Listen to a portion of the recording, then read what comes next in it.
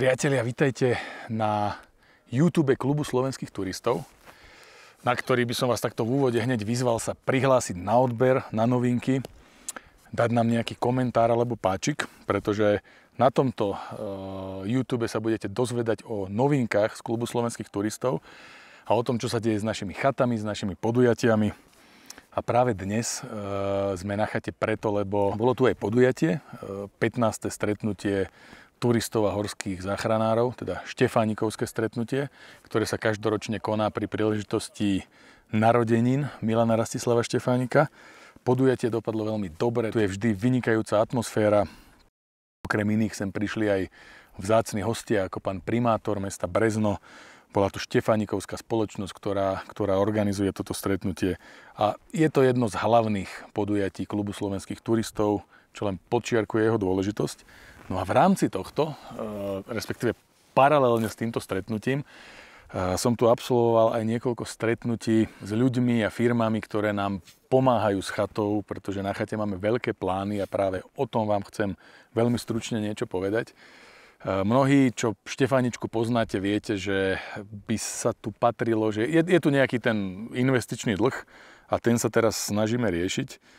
To, že má chata novú strechu už vyše 10 rokov, to, že od minulého roka máme kúrenie centrálne, veľmi kvalitné, na drevo, konečne. To už ste mnohí videli, o tom kúrení je veľmi detailné video, to vám zavesím tuto hore. No a teraz vlastne potrebujeme riešiť niekoľko vecí paralelne, ktoré sa budú riešiť niektoré už v najbližších mesiacoch. A tie ostatné sa pokúsime vyriešiť do 2 až 3 rokov, pretože o 3 roky bude mať chata 100-ročnicu a k tej 100-ročnici by si zaslúžila dôstojné darčeky. Prvý takýto darček nám pravdepodobne poskytnú ešte tento rok a s prípadným rozšírením budúci rok Slovenské elektrárne. Boli tu zástupcovia slovenských elektrární, ktorí tu s nami strávili, teda so mnou aj s chatárom, obehli sme celú chatu, boli na streche, boli si pozrieť reálie chaty, aké má potreby elektrické a prídu s riešením, navrhnú riešenie, ktoré bude pre chatu MRŠ dostatočné a malo by to byť celé riešené sponzorsky, tak ako naša Zbojnická alebo chata pod Rysmi, kde tento rok budú rozširovať fotovoltiku Slovenskej elektrárne. No a tento lomeno budúci rok by sme chceli práve chatu Milana Rastislava Štefánika. Ja teda touto cestou ešte dodatočne slovenským elektrárňam ďakujem, že boli ochotní merať cestu a že vôbec sa zamýšľajú nad pomocou pre chatu MRŠ. Je to pre nás obrovská pomoc a sme za to nesmierne vďační. Riešil som samozrejme s projektantom rozšírenia chaty, pretože niektorí ste sa už dopočuli, už sme to hovorili, že potrebujeme rozšíriť jedáleň kvôli tomu, aby sa turisti vedeli skryť v prípade nepriazne počasia. Tá chata, ona vyzerá zvonka, že je veľká, ale tie priestory jedálne a chodieb sú veľmi obmedzené a takisto toalety sú problém, sú malé, hlavne dámy s tým majú problém. Tie potrebujeme tiež rozšíriť v rámci tejto rekonštrukcie. A tu sme začali riešiť projekt, konkrétny už s projektantom, ktorý ho bude zakreslovať a ktorý pozná veľmi dobre chatu a takisto je to jeden z tých ľudí, ktorého srdcovka je chata Milana Rastislava Štefánika. Takže sme preberali detaily tohoto. To by sme chceli stihnúť do tých 2 až 3 rokov postaviť. No a posledné také významnejšie stretnutie bolo so zástupcom firmy, ktorá rieši eurofondy. A teda chceme s nimi spolupracovať, už sme pomerne ďaleko v tých dohodách. No a tá firma vlastne ten zástupca firmy si pozrel celú chatu, čo tu potrebujeme robiť. Je to vodojem, ktorý vlastne, a potrubie, ktoré vlastne je ťahané tuto z Podďumbiera. Tam je prameň vlastne, odtiaľ tečie voda do chaty. Treba to celé vymeniť, lebo to potrubie aj s vodojemom má 100 rokov, teda bude mať 100 rokov, v roku 1929 sa totiž to stavalo.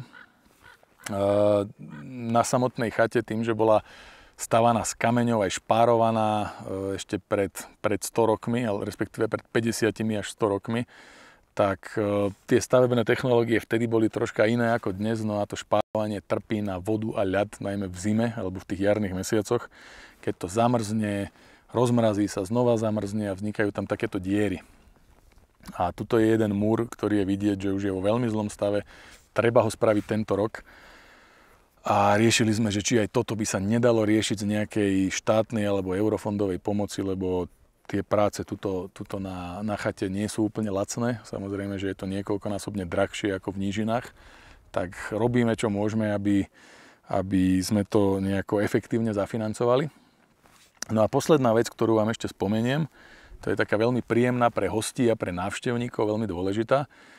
Pravdepodobne ešte tento rok na jeseň budeme prerábať interiér, hlavne izby, teda, pretože tie izby už tiež majú nejaké tie svoje 10 ročia, je tam tmavé drevo, niektorým sa to nepáči, zaslúži si to modernizáciu a presne na tieto volania divočiny reagujeme tým, respektíve volania turistov, reagujeme tým, že sme oslovili, ono sa to celé sprocesovalo tak, že študenti a študentky sa zapojili do takej, nazvime to, že súťaže dizajnerskej o navrhnutie interiéru izieb a naozaj krásne návrhy nám poslali.